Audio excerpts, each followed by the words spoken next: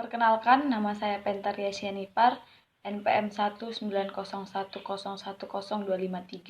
kelas PGA 5. Saya akan memenuhi tugas pendidikan ilmu pengetahuan sosial kelas tinggi. Baiklah, saya akan menjelaskan jenis-jenis uang. Ada beberapa macam perbedaan uang yang digunakan masyarakat. 1. Berdasarkan bahan dari uang dibedakan menjadi A. Uang logam, terdiri dari emas, perak, dan logam ataupun perunggu. Ini adalah contoh dari gambar uang logam. Uang logam atau koin Indonesia merupakan alat tukar nominal kecil yang digunakan secara resmi di negeri ini. Bahan untuk membuat uang logam tersebut terdiri dari 3 macam logam, yaitu aluminium, nikel, dan kuningan. Ketiga bahan tersebut memiliki karakteristik yang saling melengkapi sesuai kebutuhan masyarakat. Uang logam yang terbuat dari aluminium memiliki bobot yang lebih ringan dibanding bahan logam lainnya. Logam memiliki sifat daya tahan yang kuat, warnanya abu-abu. Uang logam yang terbuat dari bahan nikel biasanya bobotnya lebih berat. Logam ini memiliki sifat warnanya silver metalik, lebih padat dan kuat bila dibandingkan dengan bahan aluminium. Uang koin dengan bahan kuningan memiliki tampilan keemasan. Logam ini memiliki sifat yang bobotnya hampir sama dengan nikel.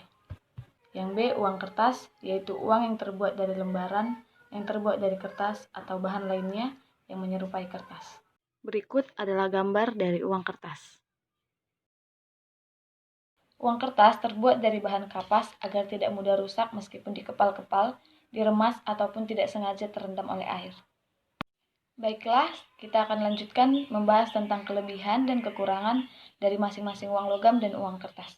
Secara fisik, kedua jenis uang ini jelas berbeda dari daya tahan. Uang logam lebih awet dibandingkan dengan uang kertas. Sedangkan secara fungsi, uang kertas lebih praktis untuk transaksi nominal besar dibandingkan dengan uang logam. Kelebihan dari uang kertas. Uang kertas praktis digunakan, mudah dibawa kemana-mana, bobotnya yang ringan jika dibandingkan dengan uang logam. Kekurangan dari uang kertas terbuat dari bahan utama kapas, berbentuk tipis hingga lebih mudah rusak, terbakar, dan tentunya saja tidak tahan lama. Kedua, kelebihan dari uang logam. Uang logam biasa juga disebut dengan uang koin yang terbuat dari aluminium, kuningan, dan nikel.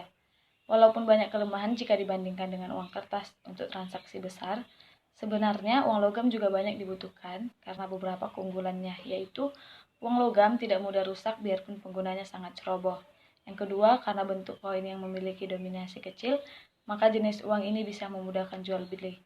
Misalnya, untuk transaksi pasar dengan harga Rp1.300, transaksi ini tentu saja tidak bisa dilakukan dengan uang kertas, karena tidak mempunyai uang nominal yang cukup. Jika memiliki kelebihan, maka ada juga kekurangannya. Kekurangan dari uang logam adalah sebenarnya uang logam tidak terlalu sering digunakan dalam transaksi di zaman modern ini. Oleh karena itu, produksi uang logam tidak sebanyak uang kertas. Selain itu, beberapa kekurangan uang logam bisa menjadi pertimbangan buat kita dalam memanfaatkan sesuai kebutuhan. Bahan baku logam lebih bernilai dan banyak digunakan untuk membuat barang selain membuat uang logam. Logam pembuat uang logam adalah aluminium, kuningan, dan nikel.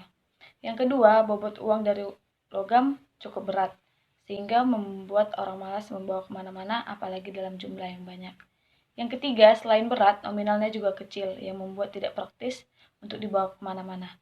Misalnya untuk nominal 100.000 uang kertas bisa 1 lembar, sedangkan uang logam bisa sekantong. Selanjutnya, butuh waktu lama untuk menghitung karena dominasinya yang sangat kecil. Nah, kedua uang tersebut memiliki fungsinya masing-masing. Kedua jenis uang tersebut dicetak untuk tujuan yang berbeda. Tidak perlu dibandingkan secara berlebihan karena kedua uang tersebut memiliki tujuannya masing-masing. Anda bisa menggunakan kedua jenis uang tersebut sesuai dengan kebutuhan Anda.